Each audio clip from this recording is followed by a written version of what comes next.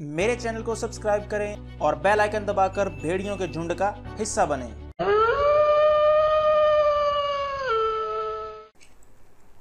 Hello people, Zubair is speaking and you are watching Red Wolf।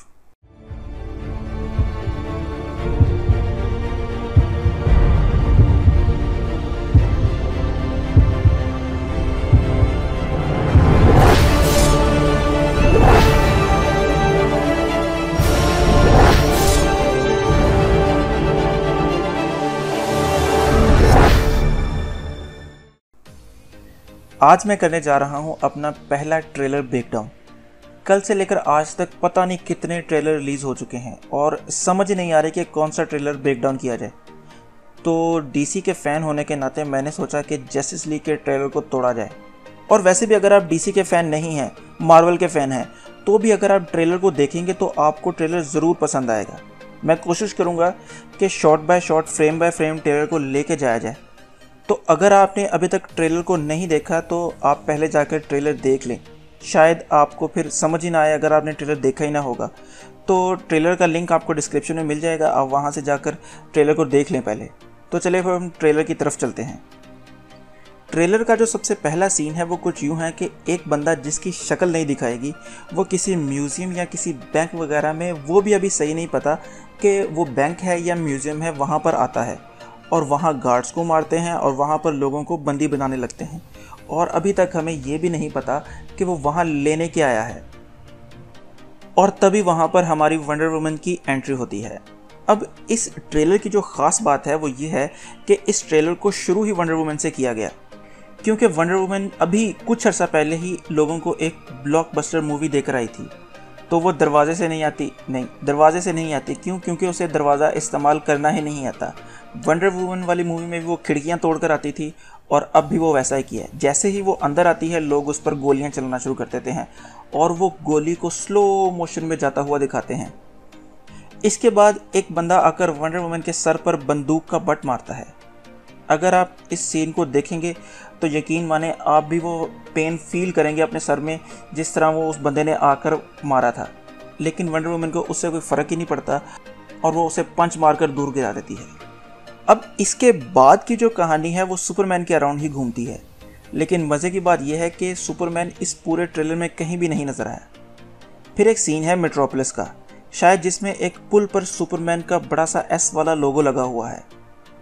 अब आगे के जो काफ़ी शॉट्स हैं वो सुपरमैन पर ही घूमते हैं कि वो अब नहीं रहा और वो सुपरमैन को होप के नाम से जानते थे। अब एक अखबार में भी दिखाते हैं कि वहाँ पर लिखा है वर्ल्ड विदाउट होप, और इसका स्टैचू भी टूटा हुआ दिखाते हैं जिसको डूम्सडे ने तोड़ा था बैटमैन वर्सेस सुपरमैन वाली मूवी में। अब इससे एक बात तो वाज़ह होती है कि ये मूवी बैटमैन वर्सेस सुपरमैन वाले इवेंट्स के कुछ वक्त बाद की है।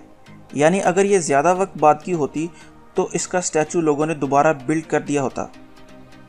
अभी तक हमने ट्रेलर में वंडर वुमन का सीन देखा, सुपरमैन के सीन देखे, अब बारी आती है बैटमैन की। अब गॉथम में कमिश्नर गॉर्डन बैट सिग्नल को ऑन करते हैं और बैटमैन को बुलाते हैं।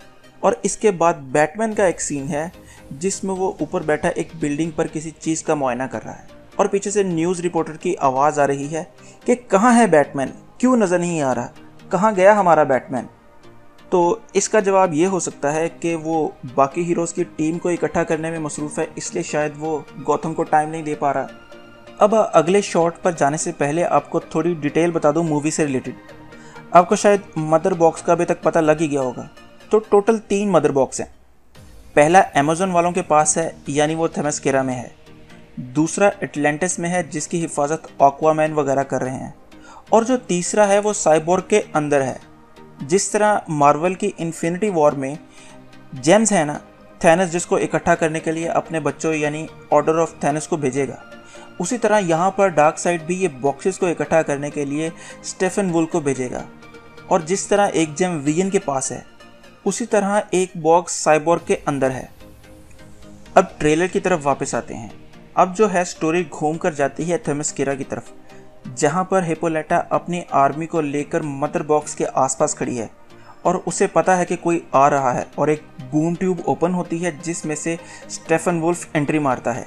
अब बूम ट्यूब क्या है कि ये टेलीपोर्टेशन के लिए इस्तेमाल होती है और वो अपने साथी पैराडीमंस के साथ आता है। इसके बाद स्टेफन वुल की ही थोड़ी सी स्पीच है कि वो कहता है कि अर्थ को बचाने के लिए ना कोई प्रोटेक्टर है, ना ही क्रिप्टोनियन यानी सुपरमैन है, और ना ही ग्रीन लैंटर्न है। अब यहाँ पर ग्रीन लैंटर्न का रेफरेंस देने का क्या मतलब हो सकता है? एक तो ये कि आगे की जो एक मूवी आ रही है वो ग्रीन लैंटर्न कॉर्प्स के नाम से आ रही है, और दूसरा ये कि शायद अभी तक अर्थ पर किसी भी बंदे ने ग्रीन लैंटर्न की ओथ नहीं ली। ना ही वहाँ पर हाल जॉर्डन मौजूद है, ना ही गाय गार्डनर, और ना ही जॉन स्टुअर्ट। अब अगला जो शॉट है उसमें बैटमैन और एल्फ्रेड बात कर रहे हैं, और एल्फ्रेड पेंगुइन को मेंशन करता है, जिसका शायद ये मतलब हो सकता है कि अगली जो बैटमैन की सोलो मूवी आ रही है उसमें विलन शायद पेंगुइन हो, क्या पता। अब इसके बाद दो बड़े अहम शॉट्स हैं। पहला जिसमें स्टेफन वुल्फ अपनी पैराडीमंस की आर्मी को लेकर खड़ा है और किसी बड़े अटैक की तैयारी कर रहे हैं, और जो नेक्स्ट शॉट है उसमें जस्टिस लीग के सारे मेंबर जमा हैं, जहां पर उन्होंने एक टेबल पर सामने मदर बॉक्स रखा हुआ है, और यकीनन ये मदर बॉक्स एटलांटिस वाला ही होगा। अब यहाँ से एक बात पता चलती है कि एक्वामैन और वंडर वुमन जस्टिस लीग का हिस्सा क्यों है। एक्वामैन अपने एटलांटिस को स्टेफन वुल से बचाने के लिए, और वंडर वुमन अमेज़न पर जो अटैक हुआ है उसके लिए वो उन लोगों के साथ हैं। अभी तक हम 3 अहम कैरेक्टर्स को देख चुके हैं ट्रेलर में। अब बारी है बाकी 2 की, यानी फ्लैश और साइबोर्ग की। सबसे पहले फ्लैश की बात करते हैं, जो कि बैटमैन को कहता है कि तुम लोग मुझे वॉर में लिए जा रहे हो यार, और मैंने तो आज तक सही से फाइट भी नहीं की। मैं तो बस भागता हूँ और लोगों से पंगेबाजी करके उन्हें धक्का देकर भाग जाता हूँ। इससे एक बात वाज़ह है कि अभी तक फ्लैश का टाकरा रिवर्स फ्लैश से नहीं हुआ।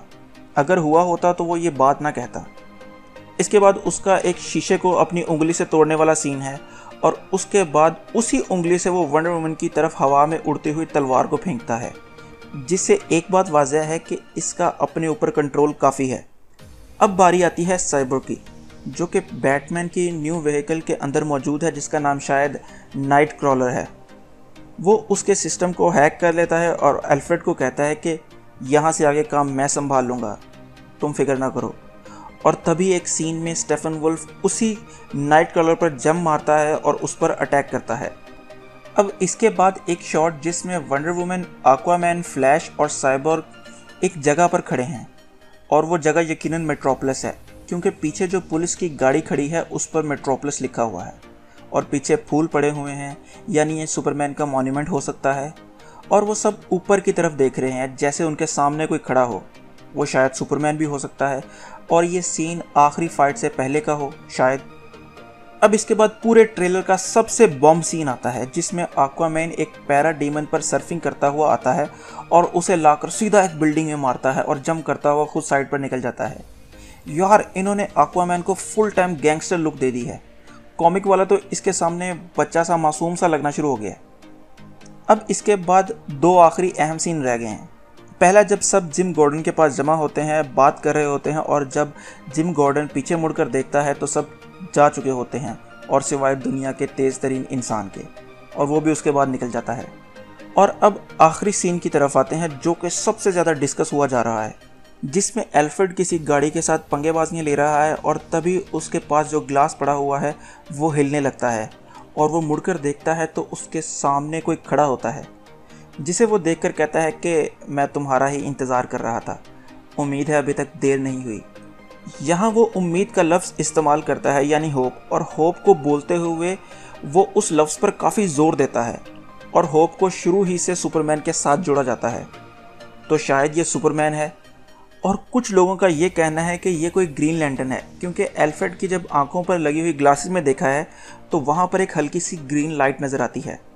लेकिन अगर आप उस शॉट को गौर से देखें तो वहाँ पर आपको एक लाल सा पर्दा भी नज़र आएगा एल्फ्रेड के सामने, यानी कि जो लाल केप उसने पहना होता है सुपरमैन ने, वो नज़र आएगा, जिससे शायद सुपरमैन हो सकता है। और कुछ लोगों का कहना है कि ये सुपर गर्ल भी हो सकती है, लेकिन ज़्यादा चांसेस सुपरमैन के ही हैं। अब ये भी थ्योरी है कि स्टेफन वुल्फ सुपरमैन की बॉडी को चोरी करता है, और जस्टिस लीग उसकी बॉडी को उससे छुड़वा कर किसी सेफ जगह पर रख देते हैं, और ख़ुद वुल्फ से लड़ने के लिए चले जाते हैं। और पीछे से सुपरमैन जाग जाता है, और उसके पास एल्फ्रेड ही मौजूद होता है, और उसकी सबसे पहली मुलाकात ही एल्फ्रेड से होती है। तो शायद इस वजह से एल्फ्रेड उसके सामने खड़ा होता है, और वो कहता है कि लगता है देर नहीं हुई, इस तरह की बात कहता है। अब आपको ये ब्रेकडाउन कैसा लगा मेरी पूरी कोशिश थी कि एक एक चीज़ को एक्सप्लेन कर सकूं। अगर कोई चीज़ मिस हो गई है तो कमेंट करके लास्ट में बताएं, और अगर आपको वीडियो पसंद आई हो तो लाइक करें और सब्सक्राइब ज़रूर करें। तो खुश रहें, खुश रखें। अल्लाह हाफिज़।